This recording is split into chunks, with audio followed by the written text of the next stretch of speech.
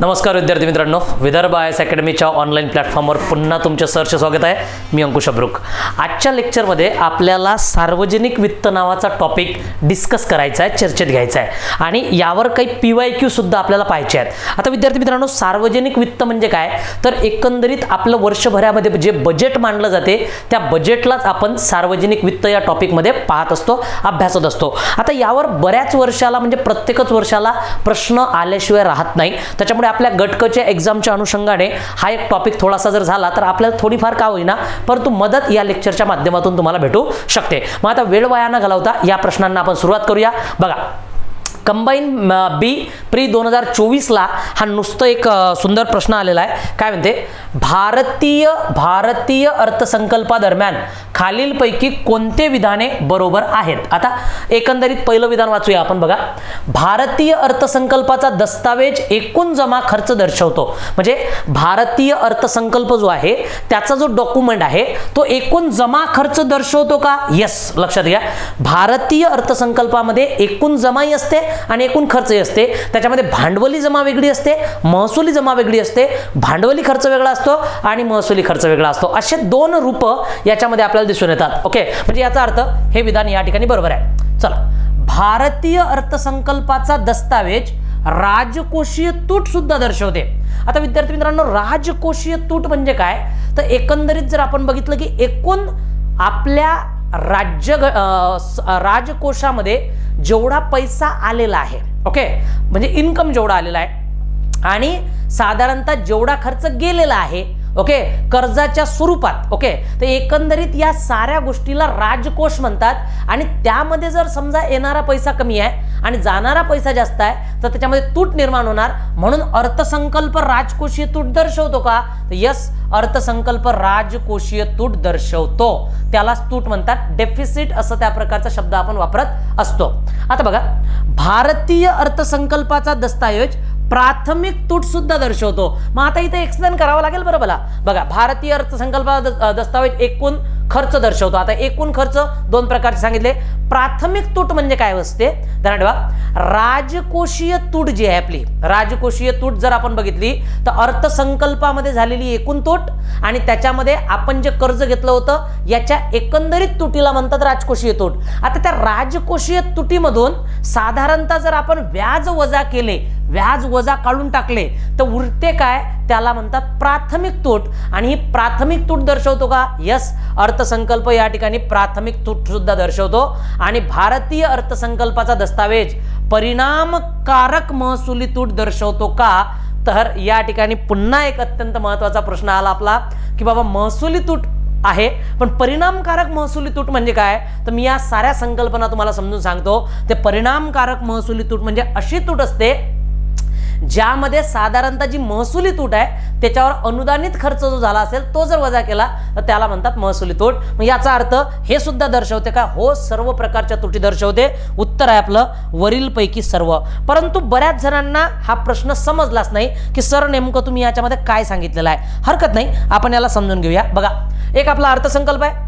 आपल्या अर्थसंकल्पामध्ये जर मला बोलायचं झालं तर कोणत्याही अर्थसंकल्पामध्ये जो वित्त मंत्रालय असते त्याचं वित्त मंत्रालयामध्ये दोन खाते आपले अत्यंत महत्त्वाचे आहेत। एक आहे उत्पन्न खाते। बघा, या ठिकाणी आपण बजेटच्या माध्यमातून जर बोलायचं झालं तर हे आपलं वित्त मंत्रालय आहे। वित्त मंत्रालय, हे वित्त मंत्रालय आपला अर्थसंकल्प तयार करत असते। सप्टेंबर पासून याची प्रोसिजर सुरू होऊन जात असते विद्यार्थी मित्रांनो। वित्त मंत्रालय, वित्त मंत्रालयाच्या अंतर्गत विविध प्रकारची खाते आहेत, विविध प्रकारचे खाते। याच्यामध्ये जर आपण बघितलं तर उत्पन्न खाते, बघा हे उत्पन्न खाते आहे, म्हणजे याच्यामध्ये पैसा येते कुठून बाबा, त्या साऱ्याच्या गोष्टी याच्यामध्ये दिलेल्या असतात उत्पन्न खात्यामध्ये। दुसरं जे खातं आहे विद्यार्थी मित्रांनो याला म्हणूया आपण खर्च खाते, की मग खर्च कुठं कुठं करायचा आहे, एक्सपेंडिचर कुठं कुठं करायचे आहेत ते आपल्याला या ठिकाणी दिसतात। आणि एक येते सार्वजनिक व्यवहार खाते। सार्वजनिक व्यवहार खाते, एक्सटर्नल अफेअर्स राहतात आपले साधारणतः। सार्वजनिक व्यवहार खाते हा व्यवहार खाते नावाचं एक खाते आपलं राहते आणि अर्थसंकल्प बनवण्याचं काम कोणाचं आहे, या सार्वजनिक व्यवहार खात्याचं आहे। ओके, पब्लिक व्यवहार जो आहे आपला, पब्लिक अफेअर्स, तर सार्वजनिक जो व्यवहार खाते आहे याच्या माध्यमातून अर्थसंकल्प बनवला जातो। आता किती पैसे आले बाबा, याच्यामध्ये दोन प्रकार येतात, लक्षात घ्या।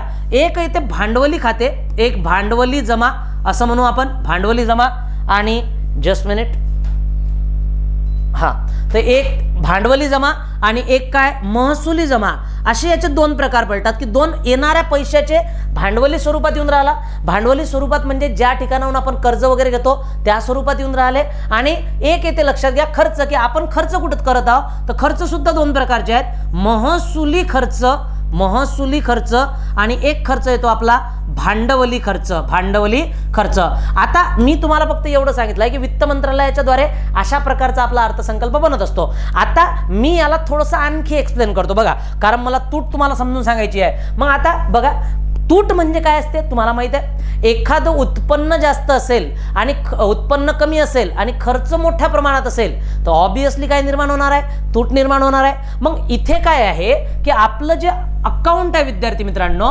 याच्यामध्ये आपल्याला दोन गोष्टी पाहाव्या लागतात। एक आपलं भांडवली खाते आहे बघा, कोणते खाते आहे, भांडवली। पहिले मी महसुली घेतो, या ठिकाणी एक महसुली खाते आहे, हे महसुली खाते, ठीक आहे, हा, आणि एक आहे भांडवली खाते। चला हे भांडवली खाते या ठिकाणी लिहिलेलं आहे मी, एक महसुली खाते आणि एक भांडवली खाते, लक्षात येत आहे का तुमच्या? ओके, दोन खाते आहेत। आता दोन्ही खात्याला बाजू किती असतात, दोन। कोणत्या बाजू असतात, एक असते उत्पन्नाची बाजू, एक असते खर्चाची बाजू। मग आपण काय करूया, महसुली खात्यावर एक उत्पन्नाची बाजू टाकूया, ही उत्पन्न, ओके, म्हणजे येणारे पैसे, आणि एक खर्चाची बाजू टाकूया, हा होणार खर्च, ठीक आहे। सेम आपण याही बाजूला करूया, या ठिकाणी आपण टाकूया उत्पन्नाची बाजू, हे उत्पन्न आहे, ओके, आणि ही बाजू टाकूया खर्चाची बाजू, ठीक आहे, हा। तर अशा प्रकारे आपण ह्या दोन्ही गोष्टी लिहूया। आता बघा, समजा महसुली खात्यावर, या ठिकाणी हे महसुली खाती आहे आणि हे वित्त मंत्रालयाचं आपलं संपूर्ण खातं आहे बाबा। आता या ठिकाणी याला म्हणतात अर्थसंकल्पीय खाते, अर्थसंकल्पीय, अर्थसंकल्पीय खाते। आता आपण याचे पाहू प्रकार। चला विद्यार्थी मित्रांनो, थोडंसं शॉर्टकट मध्ये घ्यावं लागेल। आता बघा, कोणते पैसे आपल्या देशामध्ये येतात जे महसुली खात्यामध्ये जातात डायरेक्टली, ओके। तर आता महसुली खात्यामध्ये जाणारे सर्व भारतातला जेवढाही कर आहे, ओके, तो सर्व येणार। मग तो अप्रत्यक्ष कर असो की प्रत्यक्ष कर असो, एवढं तर तुम्हाला समजतच असेल की बाबा प्रत्यक्ष कर आणि अप्रत्यक्ष कर मध्ये काय फरक असतो, ओके। प्रत्यक्ष कर म्हणजे आपला जो काही वस्तू, इन्कम टॅक्स, भांडवली कर या स्वरूपाचे, आणि अप्रत्यक्ष कर म्हणजे वस्तूवर आकारलेले कर। तर याच्यामध्ये प्रत्यक्ष कर आणि अप्रत्यक्ष कर यांचा समावेश होतो। आणखी काय होते, भारताने कंपन्या टाकून कमावलेला नफा, हा सुद्धा, जसं मोठ्या प्रमाणात ONGC सारखी कंपनी आहे, भारतरत्न कंपन्या आहेत, त्यांच्यामधला नफा सुद्धा यामध्ये मोठ्या प्रमाणात आपल्याला दिसून येणार। आणखी कोणतं उत्पन्न आहे, आणखी आपण एखाद्या देशाला कर्ज दिलं असेल, त्या कर्जावरील व्याज जर आपण कमावलं असेल ते याच्यामध्ये येणार, कर्जावरचं व्याज, ओके, हा, येणारं म्हणत आहे मी उत्पन्न, ओके। आणखी काय येऊ शकते, करेतर उत्पन्न, करेतर उत्पन्न म्हणजे कर सोडून इतर आलेले उत्पन्न, मग दंड म्हणा की आणखी ट्रॅफिक पोलीसवाल्यांचा जो केलेला निधी असतो तो म्हणा, अनेक प्रकारचे उत्पादनाचे साधने आहेत, ते सारीच्या सारी उत्पन्न या खात्यात आली। आणि असं गृहीत धरा की बाबा या ठिकाणी 10,000 कोटी रुपये जमा झाले, असं मानू आपण, आपण मानूया 10,000 कोटी रुपये जमा झाले। चला मी इथं 100 कोटी पकडतो समजून घेण्यासाठी, 100 कोटी रुपये जमा झाले। आता विद्यार्थी मित्रांनो, खर्चाचा भाग आला। महसुली खर्चामध्ये कोण कोण येते माहिती आहे का तुम्हाला? बघा, महसुली खर्चामध्ये जे खर्च साधारणतः मेंटेन करण्यासाठी लागतात, ऑफिशियल खर्च आहेत, भांडवलाची निर्मिती होत नाही, असे खर्च याच्यामध्ये घ्यायचे। उदाहरणार्थ बघा, पहिले तर याचा योजना आणि बिगर योजना असा त्या प्रकारचे प्रकार पडायचे, आता मात्र तसं होत नाही। तर मग याच्यामध्ये काही खर्च योजनांची अंमलबजावणीसाठी होतो, योजना अंमलबजावणीसाठी होतो, ओके। शासकीय लोकांचे वेतन असते, शासकीय लोकांचे वेतन जे दिले जाते त्या वेतनावर झालेला खर्च असतो, किंवा संरक्षणाचं वेतन, संरक्षण जे आर्मीवाले लोक आहेत लक्षात घ्या, त्यांचं वेतन जर आपण बघितलं तर त्यांचं वेतन याच्यामधून दिलं जाते, ओके। किंवा आणखी जर बघितला तर सारा ऑफिशियल खर्च जे असतात, कार्यालय खर्च जे असतात ते याच्यामधून केले जातात, ऑफिशियल खर्च। ते आपण याच्यामध्ये पाहूया.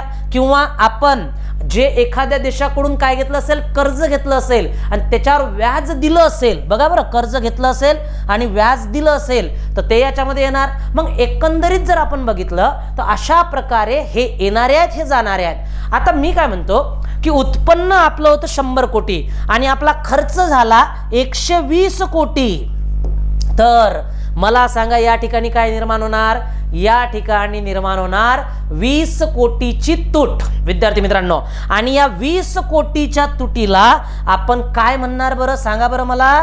या 20 कोटीच्या तुटीला म्हणणार आपण, तूट आहे लाल अक्षरात लिहितो, या 20 कोटीच्या तुटीला म्हणणार आपण काय? महसुली तूट. काय म्हणणार?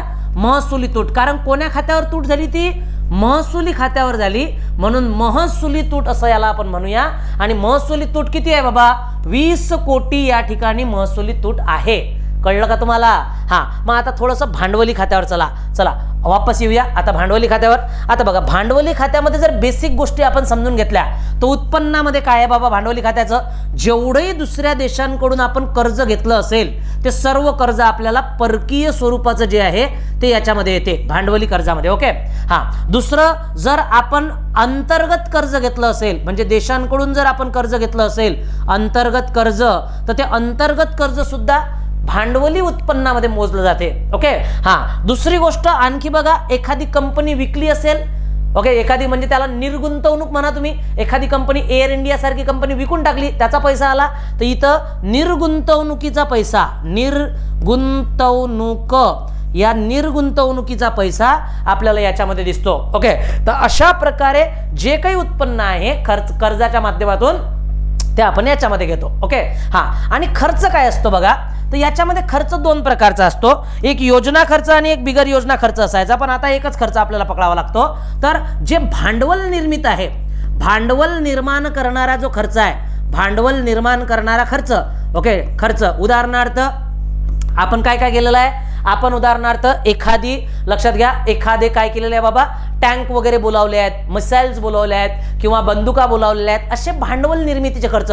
किंवा योजनांमध्ये काही योजना आखलेल्या आहेत, रस्ते बांधलेले आहेत, रस्त्यांवर केलेला खर्च आहे, ओके, किंवा हॉस्पिटल बांधलेले आहेत, असा जो काही भांडवली खर्च असणार तो येतो या साऱ्यामध्ये, याची लिस्ट पाठ करावी लागते. ओके. तर अशा प्रकारे हे दोन्ही आपल्याला अकाउंट दिसून येतात. आता मी काय म्हणतो की या ठिकाणी उत्पन्न आलं 200 कोटीचं आणि या ठिकाणी खर्च आपण जर या ठिकाणी बघितला तर खर्च भांडवली, उत्पन्न 200 कोटीचं झालं आणि खर्च समजा या ठिकाणी झालेला आहे बाबा 220 कोटीचा.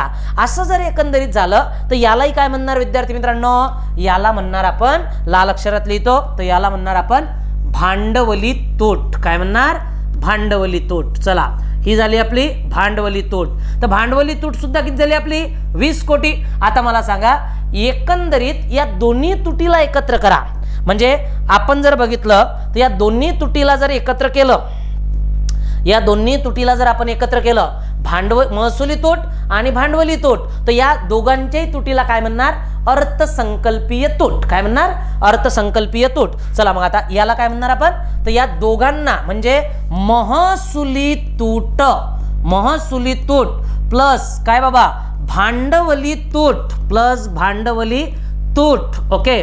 तर या दोघांच्या बरोबर काय होतो? तर या दोघांच्या बरोबर होतो अर्थसंकल्पीय तूट, अर्थसंकल्पीय तूट. अशा प्रकारे बजेटरी डिफिसिट आपल्याला या ठिकाणी दिसून येते. तर हे अत्यंत महत्त्वाचं आहे, अर्थसंकल्पीय तूट. मग आपला अर्थसंकल्प अर्थसंकल्पीय तूट दर्शवतो का? यस, अर्थसंकल्पीय तूट त्याच्याद्वारे दर्शवली जाते. म्हणजे अर्थसंकल्पीय तूट काय बाबा? तर याचं दुसरं सूत्र काय होणार बघा, महसुली, याचं मी दुसरं सूत्र लिहित आहे. असं जर आपण हे लिहिलं तर मी याला फोलतो थोडंसं. महसुली तूट म्हणजे काय होते बघा, महसुली, महसुली, महसुली खर्च वजा महसुली उत्पन्न, असं जर आपण केलं तर कोणती तूट होणार? महसुली तूट. चालेल का विद्यार्थी मित्रांनो? याला काय म्हणणार आपण? महसुली तूट. तर महसुली खात्यावरच्या उत्पन्नामधून खर्च वजा करा किंवा खर्चामधून उत्पन्न वजा करा, आपल्याला महसुली तूट सापडेल. चालते. असंच जर मी या ठिकाणी केलं भांडवली खात्यावर, म्हटलं भांडवली खर्च, काय म्हटलं मी? भांडवली खर्च वजा म्हटलं भांडवली उत्पन्न, तर मला सांगा कोणती तूट येणार माझी? भांडवली तूट. काय आली? भांडवली तूट. बरोबर आहे. म्हणजे याचा अर्थ मला जर अर्थसंकल्पीयचं सूत्र एकंदरीत लिहायचं असलं तर एक्झाम वाले जे काही एक्झाम टीचर असतात, जे साधारणतः पेपर सेट करतात, ते तुमच्यासाठी याच्यामध्ये जाळं आखू शकतात. बघा आता या दोघांच्या मिळून काय होणार, महसुली तूट प्लस भांडवली तूट बरोबर काय, अर्थसंकल्पीय तूट. किंवा दुसरं सूत्र काय होणार, महसुली खर्च वजा महसुली उत्पन्न अधिक भांडवली खर्च वजा महसुली उत्पन्न बरोबर काय होणार, अर्थसंकल्पीय तूट. म्हणजे याचा अर्थ तुटीचं सूत्र ते कशाही प्रकारे तुम्हाला बनवून देऊ शकतात. ओके, तर तुम्हाला काय समजलं, या एवढ्या याच्यातून तुम्हाला 3 तुटा समजलेल्या आहेत. एक भांडवली तूट, एक महसुली तूट आणि एक कोणती आपली, तर साधारणतः आपल्याला या ठिकाणी कोणती दिसते बाबा, तर ही अर्थसंकल्पीय तूट. आता मला काय सांगायचं आहे विद्यार्थी मित्रांनो, बघा की ही जी तूट आहे ही भरून काढण्यासाठी आपण परदेशातून आणखी कर्ज घेतलं किंवा कर्ज घेतलं, त्याच्यामुळे या तुटीमध्ये कर्जाच्या मुळे जरा भक्कम पडलेला भार आहे. त्याच्यामुळे कर्ज किती आहे बाबा ते जर वजा केलं, फॉर एक्झाम्पल बघा अर्थसंकल्पीय तूट जी आहे, म्हणजे मी या ठिकाणी काय केलं आहे, अर्थसंकल्पीय तूट घेतली. ओके, आणि प्लस याच्यामध्ये परकीय कर्ज याचा समावेश केला तर मला राजकोषीय तूट सापडते. राजकोषीय तूट या ठिकाणी मला सापडते. म्हणजे ही तूट आणि घेतलेलं कर्ज अशा प्रकार, म्हणजे एकंदरीत बघा या तुटीतून आपल्याला काय दिसते, अर्थसंकल्पीय तुटीच्या माध्यमातून जर आपण बघितलं तर एकंदरीत अशा प्रकारची राजकोषीय तूट आपल्याला दिसते. कर्ज प्लस केले तर काय, प्लस केले तर कर्ज. एक मिनिट पाणी घेऊ द्या.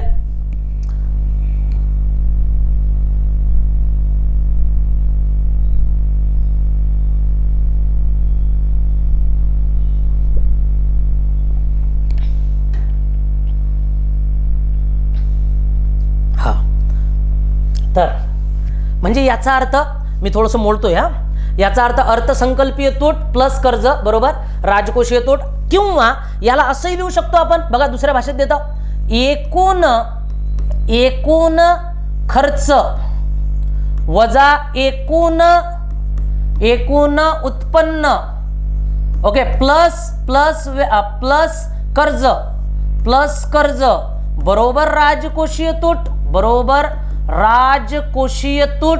तर याचा अर्थ काय होऊन राहिला माहिती आहे का विद्यार्थी मित्रांनो, आपण जे अर्थसंकल्पीय तूट काढत असतो त्याच्यामध्ये जर व्याजाची जी घेतलेले व्याज निर्माण करणारी तूट आहे ती जर आपण या ठिकाणी जोडली तर आपल्याला या ठिकाणी काय सापडते बाबा, तर या ठिकाणी आपल्याला काय सापडते, एकंदरीत तूट सापडते.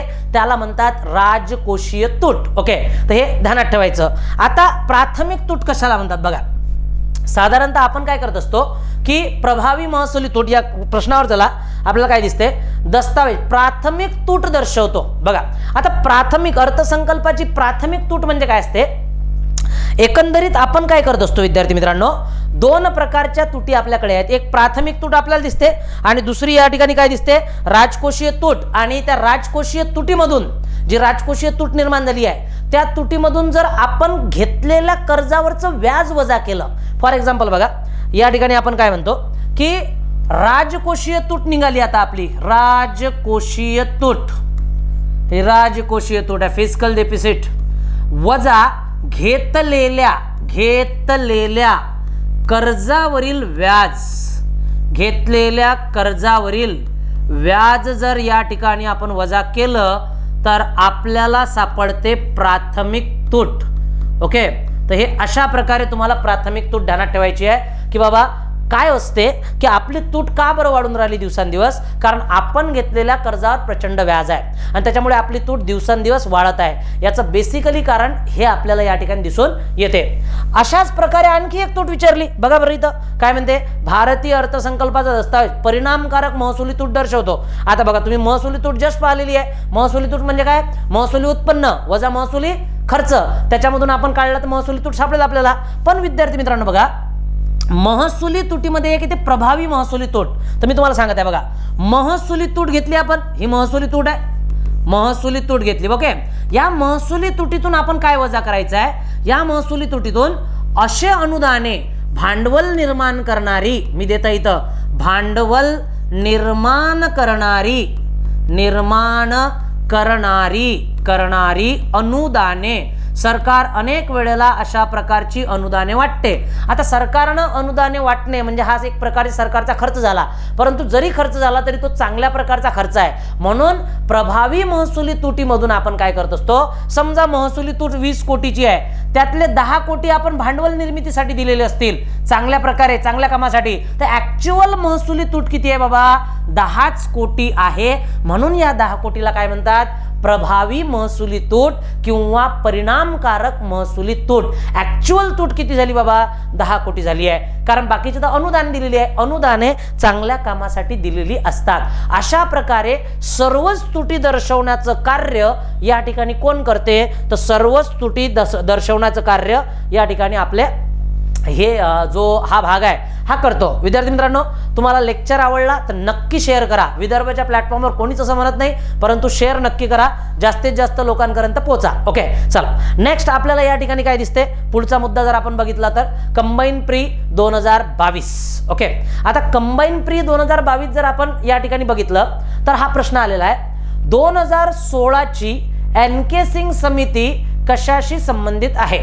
मग आता या ठिकाणी बघा, 2016 ची जी NK सिंग समिती आहे ही या ठिकाणी संबंधित आहे बाबा कशाच्या, तर एक गोष्ट दिसते आपल्याला बघा, 12वा वित्त आयोग अजिबात नाही, 12वी पंचवार्षिक योजना अजिबात नाही, 14वा वित्त आयोग अजिबात नाही, कारण 14वा वित्त आयोगाचे अध्यक्ष NK सिंग आहेत। वित्तीय जबाबदारी आणि अर्थसंकल्पीय व्यवस्थापन एकदम बरोबर आहे। याला म्हणतात विद्यार्थी मित्रांनो FRBM कायदा। ओके, FRBM कायदा, आणि हा कायदा 2003 मध्ये या ठिकाणी आला आणि 5 जुलै 2004 मध्ये हा कायदा काय झालेला आहे, लागू झालेला आहे। अशा प्रकारे आपल्याला FRBM कायदा दिसतो। आता तुम्ही म्हणसाल FRBM काय आहे, याचा अर्थ होत असतो वित्तीय जबाबदारी आणि अर्थसंकल्पीय व्यवस्थापन। म्हणजे काय, तर जेवढी तूट आहे ना, ही जी दिवसांदिवस तूट वाढत आहे, महसुली तूट आहे, भांडवली तूट आहे, ह्या तुटा विद्यार्थी मित्रांनो कमी करणं गरजेचं आहे, नाही तर भारत प्रचंड मोठ्या संकटात येऊ शकतो। ओके, दिवसांदिवस जर अशा प्रकारचे कर्ज घेत राहिलो तर आपलं अर्ज जास्त जो काही अर्थसंकल्प आहे हा व्याजात निघून जाईल, त्याच्यामुळे शिक्षण सारख्या चांगल्या गोष्टींवर आपण खर्च करू शकणार नाही। त्यामुळे या तुटीवर जर आपल्याला नियंत्रण आणायचं असेल तर आपल्याला तूट कमी करावं लागेल आणि त्याच्यासाठी एक कायदा करावा लागेल। तो कायदा केलेला आहे मग फिजिकल रिस्पॉन्सिबिलिटी बजेट मॅनेजमेंट, आणि हा कायदा आहे 2003 चा। राहील ना ध्यानात, राहिलंच पाहिजे। ओके, अशा प्रकारे त्यासाठी ही समिती नेमण्यात आली। कोणती समिती, NK सिंग समिती। आता ही NK सिंग समिती 2016 ला नेमली आणि 2017 मध्ये या समितीने आपला अहवाल दिला। या समितीने महसुली तूट कमी करण्यासाठी मोठ्या प्रमाणात शिफारशी केल्या आणि अशा प्रकारे आता आपण महसुली तूट कमी करण्याचा प्रयत्न दिवसांदिवस करत आहोत। ओके, चला मागील काही वर्षामध्ये तो यशस्वी आपण झाला, परंतु इतक्या मोठ्या प्रमाणात यश आलं नाही अजून। आता बघा, प्रश्न क्रमांक 3 आहे या ठिकाणी, मी तुम्हाला या ठिकाणी समजून सांगण्याचा प्रयत्न करतो। सार्वजनिक आयव्ययाचा खालीलपैकी कोणता विभाग आहे। विद्यार्थी मित्रांनो, सार्वजनिक आय आणि व्ययाचा बघा बरं, पूर्वीच मी तुम्हाला आल्याबरोबर सांगितलेलं आहे, आय म्हणजे इन्कम, व्यय म्हणजे खर्च। ओके, याचा कोणकोणते विभाग आहेत बाबा, तर आता मी त्या ठिकाणी सांगतो की अर्थसंकल्पामध्ये 3 विभाग महत्त्वाचे आहेत। पहिला सार्वजनिक खर्च, बिलकुल सार्वजनिक खर्च हा विभाग आहेच। ओके, सार्वजनिक खर्चामध्ये सर्व गोष्टी एकत्रित केल्या जातात। हा, सार्वजनिक उत्पन्न हेही तुम्हाला मी सांगितलं की बाबा पब्लिक उत्पन्न आहे, त्यानंतर पब्लिक अफेअर्सचं सांगितलं होतं। सार्वजनिक कर्ज हा सुद्धा एक विभाग आहे, स्पेशल झोन आहे। कर्ज किती आलं, अंतर्गत कर्ज किती, बाह्य कर्ज किती, या कर्जाचं रेशनिंग केलं जाते आणि अशा प्रकारे या ठिकाणी आपल्याला हे 3 विभाग दिसतात। सार्वजनिक स्वास्थ्याचा काहीच घेणं देणं आपल्या या अर्थसंकल्पाच्या संबंधित नाही, त्यामुळे हे ऑप्शन आपण या ठिकाणी करणार नाही। आपण या 3 ऑप्शन सोबत जाणार आणि उत्तर होणार आपलं अ ब क. काय होणार? अ ब क. कारण ध्यानात ठेवा, अर्थसंकल्प बनत असताना अर्थसंकल्प आपल्याला कलम 112 नुसार आपण केंद्र सरकारमध्ये अर्थसंकल्प लिहितो आणि राज्य सरकारमध्ये आपण कलम 202 नुसार बजेट तयार करत असतो. तर याची प्रोसिजर आधीच असते. त्यामुळे प्रत्येक खात्यामधून ज्या शिफारशी असतात त्या एकत्रित केल्या जातात आणि मगच अर्थसंकल्प काय होत असतो? तयार होत असतो. म्हणून आपल्याला या ठिकाणी अत्यंत महत्त्वाच्या गोष्टी समजून घ्याव्या लागतात. चला पुढे विद्यार्थी मित्रांनो आपण जाऊया. प्रश्न आपल्याला पटापट घ्यायचे आहेत. बघा, सार्वजनिक कर्जाचा परिणाम खालील कोणत्या बाबींवर होतो? आता विद्यार्थी मित्रांनो बघा, सार्वजनिक कर्जाचा परिणाम म्हणते कर्ज. मग आता मला एक गोष्ट सांगा तुम्ही, अर्थसंकल्प, तुटीचा अर्थसंकल्प म्हणजे काय? बघा या ठिकाणी आपण समजून घेऊया. पहिले समजून घेऊया मग प्रश्न सोडवूया. काय असते विद्यार्थी मित्रांनो की अर्थसंकल्पाचे प्रकार असतात, बरोबर आहे. या ठिकाणी जर बघितलं तर एक असतो समतोल अर्थसंकल्प. समतोल अर्थसंकल्प म्हणजे माहिती आहे आपल्याला, समतोल अर्थसंकल्प म्हणजे जेवढे पैसे, साधारणतः जेवढी रक्कम आहे तेवढा अर्थसंकल्प. म्हणजे 100 कोटीचं उत्पन्न असेल आणि 100 कोटीचाच अर्थसंकल्प मांडला असेल तर याला समतोल अर्थसंकल्प म्हणतात. ओके, हा बघा आता मी काय म्हणत आहे, जर शेषाचा अर्थसंकल्प, शेषधारित अर्थसंकल्प, तर याचा अर्थ काय झालं? उत्पन्न जास्त, उत्पन्न जास्त आणि खर्च काय करायचा आहे आपल्याला? खर्च कमी करायचा आहे, खर्च कमी. याचा अर्थ असा होतो बेसिकली की बाबा 100 कोटीचं उत्पन्न आहे आणि 80 कोटी खर्च केले तर 20 कोटी रुपये शेष राहिले, शेष राहिले, 20 कोटी काय राहिले? शेष राहिले. आणि तिसरा अर्थसंकल्प असतो तुटीचा अर्थसंकल्प. याचा अर्थ उत्पन्न कमी, उत्पन्न कमी, ध्यानात ठेवा, आणि खर्च काय असेल? जास्त. म्हणजे 100 रुपये त्या प्रकारचे उत्पन्न आणि 150 रुपये खर्च, 50 कोटीची तूट. अशा प्रकारे ज्या 3 प्रकारचे अर्थसंकल्प असतात याच्यामध्ये जर 50 कोटी, आता उत्पन्न किती होतं तुमचं? 100 कोटीचं आणि खर्च किती केले? 150 कोटी. मग 50 कोटी आले कुठून? तर हे 50 कोटी जे आले आहेत, हे जे तूट आहे हे तुम्ही कर्ज घेतलेलं आहे. आणि अशा प्रकारे हे कर्ज ज्या कोणापासून घेतलेलं असेल हे कर्ज, तर कर्जामुळे काय होते? कर्जामुळे अर्थसंकल्पामध्ये भर पडते. आता बघा अर्थसंकल्प कसा आहे या ठिकाणी तुम्हाला प्रश्न सोडवायचा आहे बरं. हा, समजा मी काय म्हणतो, हा ए नावाचा देश आहे, थोडंसं समजून घ्याल. हा ए नावाचा देश आहे आणि हा बी नावाचा देश आहे. ओके, हा बी नावाचा देश आहे. या देशाने विद्यार्थी मित्रांनो काय केलं? या देशाने याच्याकडे 100 कोटी रुपये होते, 100 कोटी रुपये होते आणि याने 100 कोटी रुपये खर्च करायचं ठरवलं, कर्ज घेण्याचं न ठरवलं. ओके, मग याने काय केलं? 100 कोटीत 5 कंपन्या बनवत होत्या, ठीक आहे, 5 कंपन्या बनवल्या. 5 कंपन्यासाठी 50 रोजगार तयार झाले, ठीक आहे, 50 रोजगार तयार झाले. 50 रोजगारामुळे काही वस्तू, 5000 वस्तू तयार झाल्या, बरोबर आहे. 5000 वस्तूमुळे आणखी त्या प्रकारचं, अशा प्रकारचे सर्कल चालत राहिलं. म्हणजे या ठिकाणी वस्तूचा जो रेश आहे हा अशा प्रकारे झाला.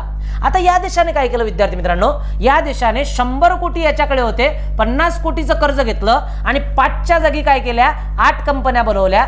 500च्या जागी 800 रोजगार वाढवले, रोजगाराच्या जागी 8000 वस्तू बनवल्या आणि याच्यामुळे याची प्रगती काय झाली? याच्या प्रगतीला गती मिळाली. काय मिळाली?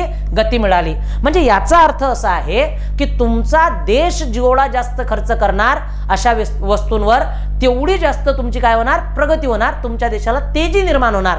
आणि म्हणून तुटीचा अर्थसंकल्प सर्व देश वापरतात आणि तुटीच्या अर्थसंकल्पामुळे अर्थव्यवस्थेला तेजी मिळते. म्हणजे याचा अर्थ कर्ज घेणे कधी कधी फायद्याचं ठरते, परंतु व्याजामुळे ते जरा भारी जाते. मग याचा अर्थ या कर्जाचे परिणाम कशावर होतात?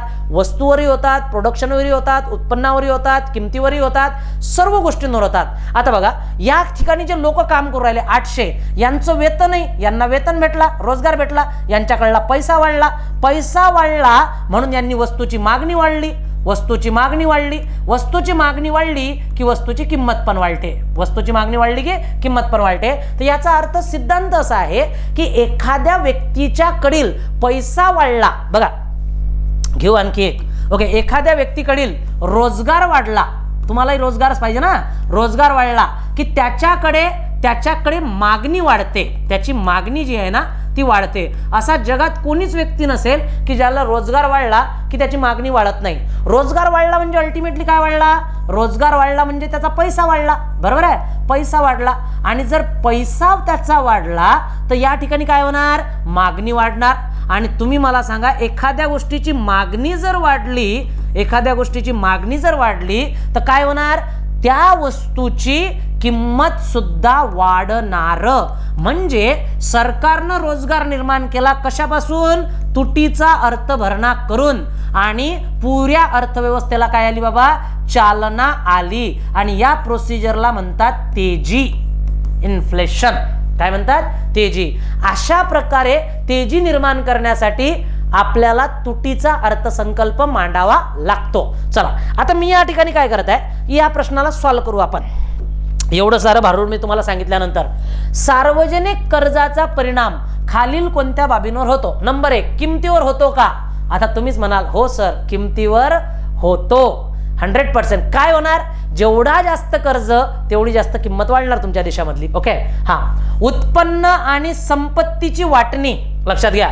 उत्पन्न आणि संपत्तीची वाटणी म्हणजे जर अशा प्रकारे तुमचं साधारणतः आपण जर बघितलं की बाबा तुमचा रोजगार वाढला तर तुमचं उत्पन्नही वाढणार, उत्पन्न वाढलं तुमचा संपत्ती वाढणार, याच्यावरही परिणाम होणार. करामध्ये वाढ. आता बघा, एक व्यक्ती 2 लाख रुपये साधारणतः वर्षाचे कमावत होता, आता तो व्यक्ती 10 लाख रुपये कमावत आहे, तर त्याला करही वाढवावा लागेल. म्हणजे करवाढीमध्ये त्या प्रकारचा फरक पडणार. आणि एकंदरीत विकास होणार का? यस, विकास सुद्धा होणार. अशा प्रकारे एकंदरीत परकीय कर्जाचा फरक पडतो का? जे विद्यार्थी संकुचित विचार करत असतील त्यांच्यासाठी हा प्रश्न सुटणे फार कठीण असतो. पण जे विद्यार्थी अशा प्रकारे जो मी सांगितला त्या वेळेनं अभ्यास करत असतील किंवा त्या वेळेनं विचार करत असतील त्या विद्यार्थ्यांसाठी हा प्रश्न वेगळा नाही. म्हणून तुम्हाला या ठिकाणी समजून घ्यावा लागेल की वरीलपैकी सर्व याचं उत्तर आहे. प्रश्न सांगायला सोपा आहे परंतु या ठिकाणी ऑप्शन नुसार तो आपल्यासाठी फार कठीण होऊन जातो. त्याच्यामुळे इथे व्यवस्थितपणे ध्यान द्यायचं आहे. चला पुन्हा आपल्या पॉइंटकडे जाऊया. कोणता प्रश्न आहे बघा? प्रश्न खूपच इकडे आला हा. बघा तुम्हाला दिसत आहे का? भारतात सर्वप्रथम कोणत्या राज्याने शून्याधारित अर्थसंकल्पाची संकल्पना राबवली? विद्यार्थी मित्रांनो बघा, शून्याधारित अर्थसंकल्पाची संकल्पना कोण्या राज्याने राबवली? मी इथं उत्तर देऊन देतो तुम्हाला. महाराष्ट्र राज्यामध्ये पहिल्यांदा शून्याधारित अर्थसंकल्प मांडला गेला. ओके, चला क्लिअर करूया, याचं एक्सप्लेनेशन क्लिअर करूया. बघा, शून्याधारित अर्थसंकल्प म्हणजे काय? तर बघा, अर्थसंकल्पाचे काही प्रकार येतात. त्याच्यामध्ये साधारणतः गुलाबी अर्थसंकल्प येतो आपला. ओके, काही पारंपरिक स्वरूपाचे अर्थसंकल्प येतात, एक शून्याधारित अर्थसंकल्प येतो. पीटर ये पीहर, लक्षात घ्या, पीटर ये पीहर या व्यक्तीने साधारणतः या अर्थसंकल्पाची संकल्पना मांडली होती. आणि भारतामध्ये जर आपण बघितलं तर महाराष्ट्रामध्ये हा अर्थसंकल्प पहिल्यांदा मांडला गेला महाराष्ट्रामध्ये. आता याचा अर्थ काय असतो? याचा अर्थ असा आहे की मागील वर्षीचा आधार न घेता मांडलेला अर्थसंकल्प म्हणजे शून्याधारित अर्थसंकल्प होय. चला समजून घ्या विद्यार्थी मित्रांनो. अर्थसंकल्प मांडत असताना प्रोसिजरनुसार कलम 112 नुसार जर आपण गेलो तर अर्थसंकल्पामध्ये 3 डॉक्युमेंटचे सादरीकरण असते. बघा किती डॉक्युमेंटचे सादरीकरण असते? 3 डॉक्युमेंट. कोणते कोणते? एक मागील वर्षाचे, म्हणजे जे आपलं मागील वर्ष चालू होतं बाबा, मागील वर्षाचे काय बाबा? तर जे काही आपण खर्च वगैरे केलेले आहेत त्याचे अंदाजपत्रक एक प्रकारचे पकडा. म्हणजे आपल्याला दिसते प्रिव्हियस इयरचे माहिती, आपल्याला मागील वर्षाची माहिती असा मी शब्द या ठिकाणी जाणून तुमच्या सोप्या भाषेसाठी वापरत आहे. ओके, एक चालू वर्षाची माहिती किंवा अंदाजपत्रक म्हणायला चालू वर्षाची माहिती, आणि एक पुढील वर्षाची माहिती, that is mean next year, पुढील वर्षाची माहिती. चला, अशा प्रकारे 3 माहित्या देणारे डॉक्युमेंट्स म्हणजे अर्थसंकल्प असते एकंदरीत. तर that is mean previous year आपल्याला या ठिकाणी एस्टिमेट मानलं जाते.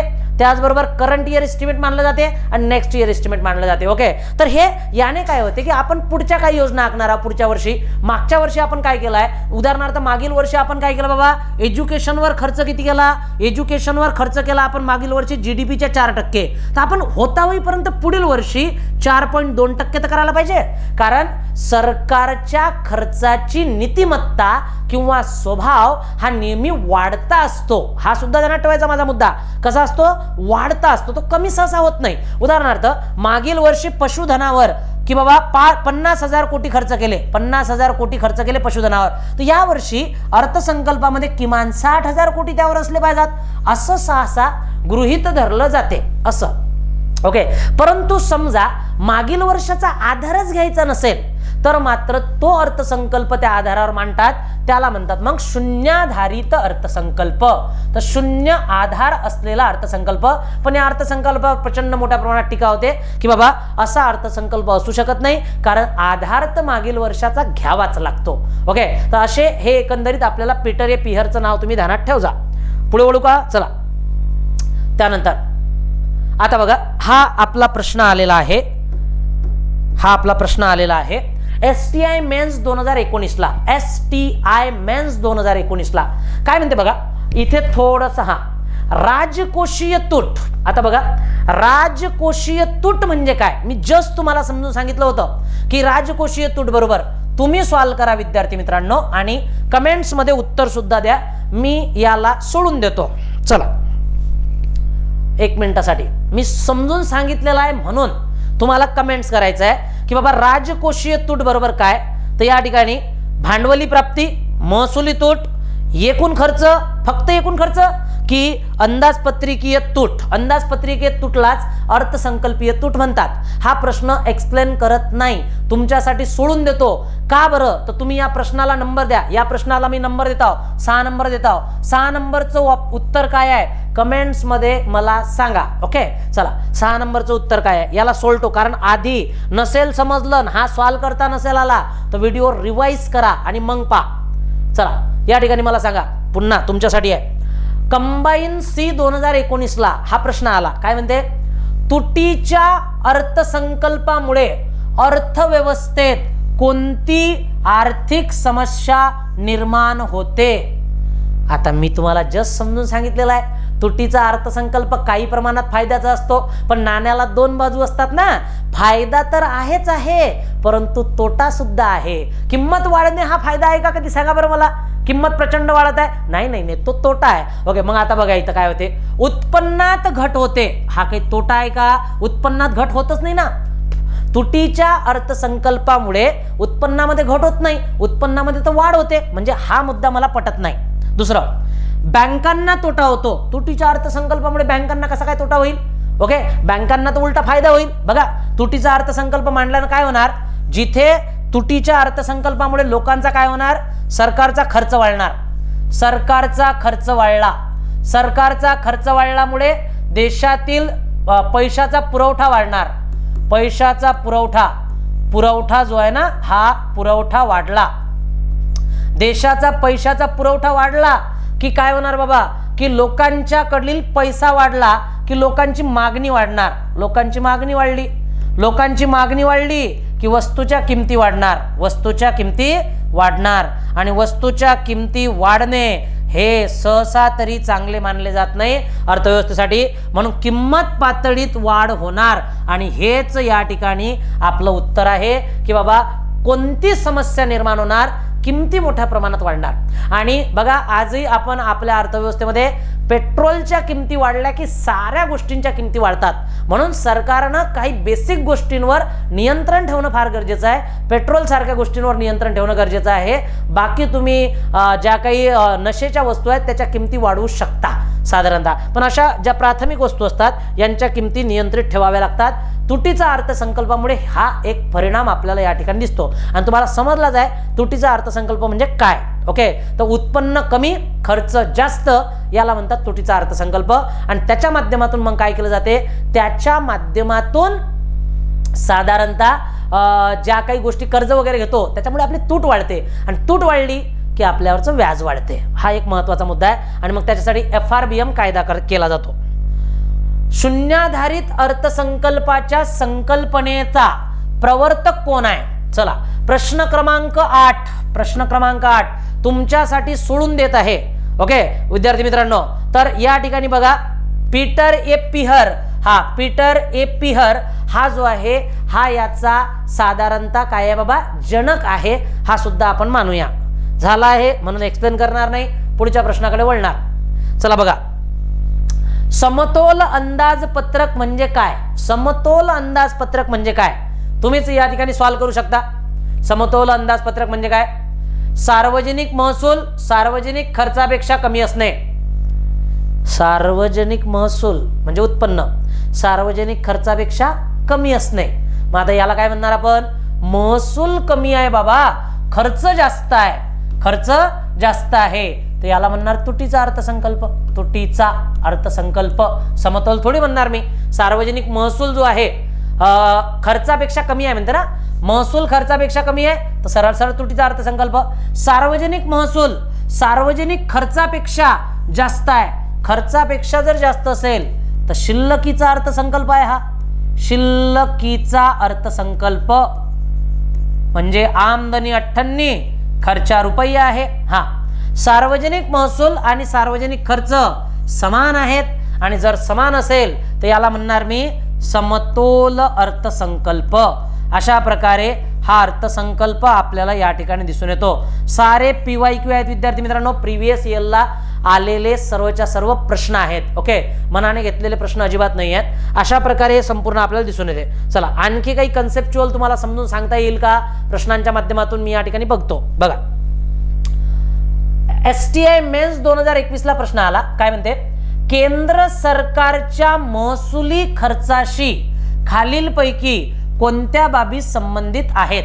विद्यार्थी मित्रांनो प्रश्न फार सुंदर आहे, समजून घ्या. खालील केंद्र सरकारच्या महसुली खर्चाशी खालीलपैकी कोणत्या बाबी संबंधित आहेत? ओके, थोडंसं या ठिकाणी बघा महसुली खर्चाशी.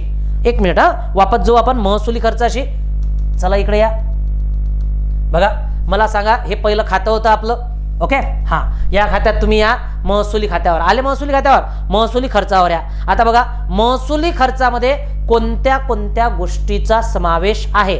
ओके, मग आता या ठिकाणी योजनेची अंमलबजावणी, वेतन, संरक्षण, ऑफिशियल खर्च वगैरे वगैरे अशा प्रकारचे प्रश्न आपल्याला या ठिकाणी दिसतात. मग आता भांडवली प्राप्ती, कर्ज, आर्थिक विकास यामध्ये आपल्याला दिसते का? तर केंद्र सरकारच्या महसुली खर्चाशी जो महसुलाचा खर्च आहे त्याच्यामध्ये चालू कर येणार का? चालू कर खर्च, चालू कर म्हटलाय टॅक्स, तर तो येणार आहे का चालू कर? तर या ठिकाणी बघा आपल्याला हा एक मुद्दा दिसून येतो. दुसरा त्याच्यानंतर भांडवली प्राप्ती आहे तर भांडवली खात्यावर गेलं, कर्ज भांडवली खात्यावर गेलं, आर्थिक विकास सुद्धा भांडवली खात्यावरचाच भाग आहे. मग उरलं कोण? उरलं. आता इथं काय म्हटलेलं आहे? केंद्र सरकारच्या महसुली खर्चाशी कोणता संबंधित आहे? तर हा चालू कर सुद्धा येऊ शकत नाही, म्हणून उत्तर करावं लागेल वरील पैकी नाही, याच्यामध्ये बसत नाही बाबा. ओके, हा आयोगाने चुकीने त्या प्रकारचं उत्तर दिलं होतं, परंतु या ठिकाणी आपल्याला हे दिसून येते. नेक्स्ट त्याच्यानंतर पुढे विदेशी विनियमन कायदा फेरा रोजी अंमलात आला. विद्यार्थी मित्रांनो बघा हा जो फेरा आहे, नाव आहे फेरा. तुम्हाला मी आता सांगत आहे फेरा. Okay, foreign exchange regulating act. Okay, तर हा साधारणतः ऍक्ट आहे आपला 1973चा. फेरा कायदा कधीचा आहे बाबा? 1973चा. आणि विचारलं काय की अंमलात कधी आला? आता जर एखाद्याला एवढंही माहित असेल की फेरा कायदा हा 1973चा आहे, तर हे ऑप्शन तर कटलं की बाबा अंमलात कधी आला. ओके, तर 1974ला 72ला तर काही अंमलात येऊ शकत नाही, त्याच्यानंतर अंमलात येत असते. आणि हे सुद्धा ऑप्शन कटलं की बाबा काय झालेलं आहे, एवढ्या लेट तर काही तो अंमलात येणार नाही. मग एकतर तो 1 जानेवारी 1973ला अंमलात आला असेल, एकतर 1 जानेवारी 1974ला आला असेल. आता बघा पहिल्याच दिवशी तर काही कायदा झाला नसेल, समजा कॉमन सेन्सनं जर हा प्रश्न सोडवायचा असेल ओके एकंदरीत, तर या ठिकाणी हा सुद्धा ऑप्शन या ठिकाणी एलिमिनेट होतो. तर उत्तर काय आपलं 1 जानेवारी 1974ला हा कायदा पारित झाला होता। मग यासाठी फक्त तुम्हाला हे साल पाठ असणं गरजेचं होतं। म्हणून स्पर्धा परीक्षेमध्ये संपूर्ण अभ्यास पाहिजे अशी गरज नाही आहे। काही प्रमाणात जर तुमचा अभ्यास असेल तरीही तुम्ही वेल या ठिकाणी परफॉर्म करू शकता। ओके, बघा फेरा कायदा म्हणजे नेमकं काय, तर फेरा कायदा म्हणजे असा प्रकारचा कायदा आहे ज्याच्यामध्ये जो परकीय चलन भारतामध्ये येणार आहे त्याला नियंत्रित केले जाऊ शकते, त्याला नियंत्रित करतात आणि त्याला नियंत्रित करणारा हा एक कायदा होता। याला रिप्लेस कोण केलं बाबा, याला रिप्लेस केलेला आहे फेमा नावाच्या कायद्याने। बघा याला रिप्लेस कोण केलाय, फेमाने। याला म्हणतात फॉरेन एक्सचेंज मॅनेजमेंट ऍक्ट। हा 1999 चा कायदा आहे जो 2000 मध्ये अंमलात आलेला आहे। ओके, तर एकंदरीत तुम्हाला या ठिकाणी ध्यानात ठेवायचं आहे की फेमा कधीचा, फेमा आपल्याला या ठिकाणी 1999 चा आणि फेरा कधीचा तर 1973 चा। हे कायदे तुम्ही ध्यानात ठेवायचे। MRTP सारखा कायदा तुम्हाला ध्यानात ठेवावा लागतो। ओके, ते सुद्धा महत्त्वाचे आहेत। ओके, स्पर्धा कायदा तुम्हाला ध्यानात ठेवावा लागतो, कॉम्पिटिशन ऍक्ट तो सुद्धा अत्यंत महत्त्वाचा आहे। तर अशा प्रकारचे कायदे तुम्हाला विचारतात। ओके, चला पुढे STI मेन्स 2021 प्रश्न विचारला होता। बघा अंदाजपत्रकीय तूट म्हणजे काय, म्हणजे अर्थसंकल्पीय तूट म्हणजे काय। तर विद्यार्थी मित्रांनो याचं सुद्धा उत्तर मी देणार नाही, कारण मी खूप छान प्रकारे समजून सांगितलेलं आहे आणि मला असं अपेक्षा आहे की याचं उत्तर सुद्धा तुम्ही द्यावं। तर आता मला प्रश्न किती क्रमांक चालू आहे मला नक्की माहित नाही, तर मी याला नाव देऊन देतो की हा बाबा 14वा प्रश्न आहे असं मानला आपण गृहीत धरून की 14वा प्रश्न आहे। तर याचं उत्तर तुम्ही मला कमेंट्स मध्ये पाठवा की बाबा काय की STI मेन्सचा प्रश्न अर्थसंकल्पीय तूट म्हणजे काय। तर जर तुम्ही पाठवले तर मग याचं सेशन मी पुढे चालवतो, जितका जास्त रिस्पॉन्स असेल तितकं जास्त सेशन याचा आपण एक्सपांड करणार आहोत। तर अशा प्रकारे हे पुढच्या ज्या आपल्या एक्झाम आहेत त्याच्यासाठी सुद्धा कामात येणार, मेन्ससाठी सुद्धा कामात येणार। ओके, चला याचं उत्तर द्या। नेक्स्ट STI मेन्स 2022 बघा काय म्हणते। हा या प्रश्नामध्ये थोडीशी मी बघितली होती, लिहिताना चूक झालेली आहे। इथे हा शब्द जो प्राथमिक आलेला ना हा इथे पाहिजे, तर हा शब्द असा आला पाहिजे आपला। हा आता मी वाचतो याला, इथून कॅन्सल करतो याला, लक्ष द्यायचं सर्वांनी। चला, प्राथमिक तूट प्राप्त होते रिकामी जागामधून, इथे रिकामी जागा आहे, रिकामी जागामधून व्याज देयक वजा केल्यानंतर। कशामधून प्राथमिक तूट प्राप्त होते, कशामधून व्याज वजा केले तर तुम्ही सांगा मला। आपण पाहिलं होतं बाबा थोडंसं जर मागं गेलो मी तर इथे इथे हा इथे काय दिलेलं आहे बघा, इथे दिलं असेल प्राथमिक तूट आपण, हा बघा इथे दिलाय तुम्हाला राजकोषीय तूट दिलेली आहे, महसुली तूट दिलेली आहे आणि इथं प्राथमिक। राजकोषीय तूट मधून घेतलेल्या कर्जावरचं व्याज जर वजा केलं तर आपल्याला काय सापडते, प्राथमिक तूट सापडते। फार मोठी कठीण गोष्ट होती का, अजिबात नाही। ओके, प्रश्न फार सायलेंटली आहेत। ओके, तुम्ही जर बिहेव चांगला केला या ठिकाणी तर हा एकदम प्रश्न तुमचा बरोबर येऊ शकतो। मग इथं राजकोषीय तूट वजा असंच करायचं ना। मग प्रश्नामध्ये बघा इथं काय करावं लागेल, रिकामी जागा तूट, प्राथमिक तूट प्राप्त होते रिकामी जागामधून व्याज वजा केले तर, रिकामी जागामधून व्याज वजा केले तर। मग आता रिकामी जागा कशातून व्याज वजा करणार तुम्ही, तर तुम्ही या ठिकाणी व्याज वजा करणार या राजकोषीय तुटीमधून। चालते की नाही, झाला सॉल्व प्रश्न, फार मोठी गोष्ट नाही आहे। ओके, तर हे एकंदरीत आपल्याला या ठिकाणी कळते। नेक्स्ट बघा, त्याच्यानंतर मेन्स झाला, आता ग्रुप सी 2022 ला प्रश्न आला, आता आला ग्रुप सी ला 2022 ला। बघा काय म्हणते, कोणत्याही शासनाच्या सार्वजनिक खर्चाची प्रवृत्ती पुढील प्रमाणे असते। मी आता बोलता बोलता सांगितलेलं आहे तुम्हाला की कोणतंही शासन असो तो मागील वर्षापेक्षा थोडासा जास्त अनुषंगाने तो संकल्पना वाढवून देत असतो, वाढता खर्च ठेवत असतो। म्हणून या ठिकाणी स्थिर करायचं नाहीये।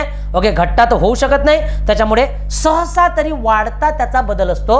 सार्वजनिक खर्चाची प्रवृत्ती कशी असते बाबा, ती वाढती असते। ओके, तर या ठिकाणी आपल्याला दिसून येते वाढती। आता आयोग या ठिकाणी तुमचं काय चेक करत आहे माहिती आहे का, काही जण विद्यार्थी काय करतात, बदलता आणि ब्रॅकेटमध्ये चढ उतार आहे बाबा म्हणून याच्यावरून जातात की ब्रॅकेटमध्ये चढ उतार आहे म्हणून त्याला करूया, नाही।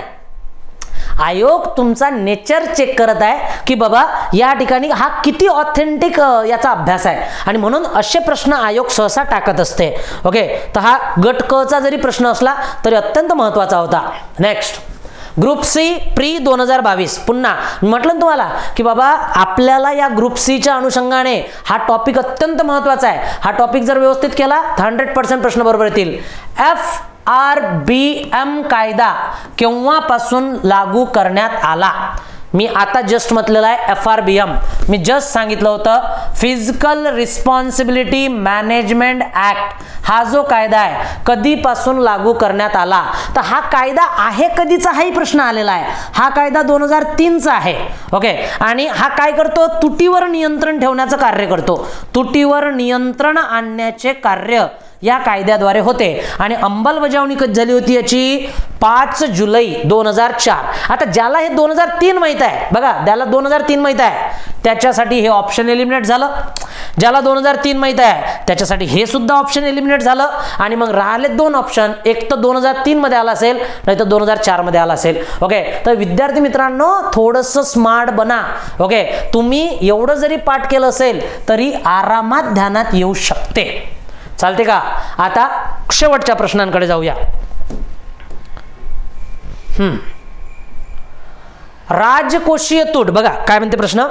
राजकोषीय तूट वर्षभरातील व्याज बघा, राजकोषीय तूट आणि वर्षभरातील व्याजाचा भरणा यातील फरकाला काय म्हणतात? ओहो सुंदर प्रश्न आहे. ओके.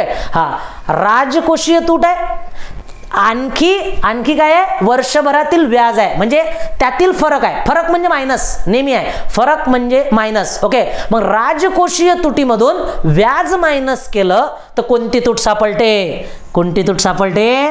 प्राथमिक तूट सापडते. 100% अशा प्रकारचे उत्तर तुम्हाला द्यायची आहेत आणि स्वतःला सवय पाळा जास्तीत जास्त प्रश्न बरोबर आणण्याची. बस अशा प्रकारचा अभ्यास असला की काहीच लागत नाही. चला आणखी हा प्रश्न या ठिकाणी आहे बघा, सुंदर प्रश्न आहे. आपल्याला ग्रुप बी ग्रुप सी 2000 कंबाईनला विचारलेला आहे. प्रीला काय म्हणते? राजकोषीय नीतीची साधने कोणती? हा सुंदर प्रश्न आहे बघा. 2 प्रकारच्या नीती असतात विद्यार्थी मित्रांनो. One is a physical policy, second is a monetary policy. एकाला म्हणतात मौद्रिक नीती, एकाला म्हणतात राजकोषीय नीती. आता बघा राजकोषीय नीतीमध्ये काय केलं जाते मी इथं तुम्हाला एक्सप्लेन करून सांगतो. दोन्ही नीत्या कशा असतात. अल्टिमेटली माझ्याकडे पेज पाहिजे मला एक. हा अल्टिमेटली दोन्ही नीती आपण पहिले समजून घेऊया. हा तर पहिले मी या ठिकाणी शिकवणार तुम्हाला मौद्रिक नीती. ध्यानात ठेवा मौद्रिक धोरण याला म्हणतात. मौद्रिक धोरण म्हणजेच मौद्रिक नीती. तर हे कोण करत असते लागू? हे RBI करत असते. ध्यानात ठेवा. आणि काम काय आहे? किंमत स्थैर्य ठेवायची आहे. किंमत स्थिर ठेवायची आहे.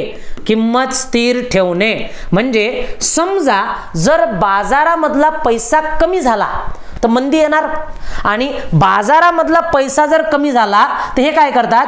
स्वस्त पैशाचे धोरण आखतात आणि साऱ्या वस्तू स्वस्त करून टाकतात, म्हणजे व्याज वगैरे वगैरे कमी करतात. आणि जर बाजारातला पैसा, बाजारात खूप पैसा वाढलेला आहे, लोकांकडे खूप पैसा आहे, तर लोकांकडला पैसा कमी करण्याचा प्रयत्न करतात, म्हणजे व्याजाचे दर वाढवतात. व्याजाचे दर वाढवतात. अशा प्रकारे बाजारातील पैसा नियंत्रित करण्याच्या धोरणाला, RBIच्या धोरणाला मौद्रिक धोरण असे म्हणतात.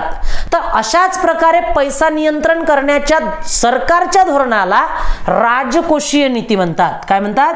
राजकोषीय नीती. अशा प्रकारचे शब्द या ठिकाणी वापरले जातात. राजकोषीय नीती. आणि राजकोषीय नीतीच्या माध्यमातून या ठिकाणी या साऱ्या गोष्टी केल्या जातात. मग कोणत्या बाबा? ऑप्शन वाचूया. पहिलं सरकार काय करते? सरकार पैसा नियंत्रित करते. पहिली गोष्ट सार्वजनिक व्यय आणि सार्वजनिक कर्ज. ऑब्वियसली व्यय म्हणजे खर्च आणि कर्ज, या 2 गोष्टींच्या आधारे जर कर्ज कमी केलं तर पैसा कमी होणार बाजारातला, आणि खर्च कमी केला तरी पैसा कमी होणार, किंवा जर गरज असेल तर वाढवू शकतो आपण. अ तर नक्की आहे. ओके. हा चला त्याच्यानंतर अनक्की आहे. आता ज्याला एवढंही माहित आहे ना अनक्की आहे तर त्याचे 2 ऑप्शन कटून जातात की बाबा ब आणि हा तर नाही आहे. मग आता उरला फक्त आणि फक्त अक.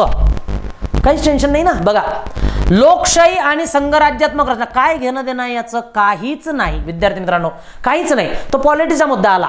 नेक्स्ट, कररोपण आणि अंदाजपत्रक. अरे बाबा हे तर स्पष्ट आहेत. ओके, राजकोषीय नीतीची. कारण कररोपण करतेच कोण? सरकार. आणि अंदाजपत्रक मांडतेच कोण? सरकार. आणि सरकारच्याच धोरणाला काय म्हणतात?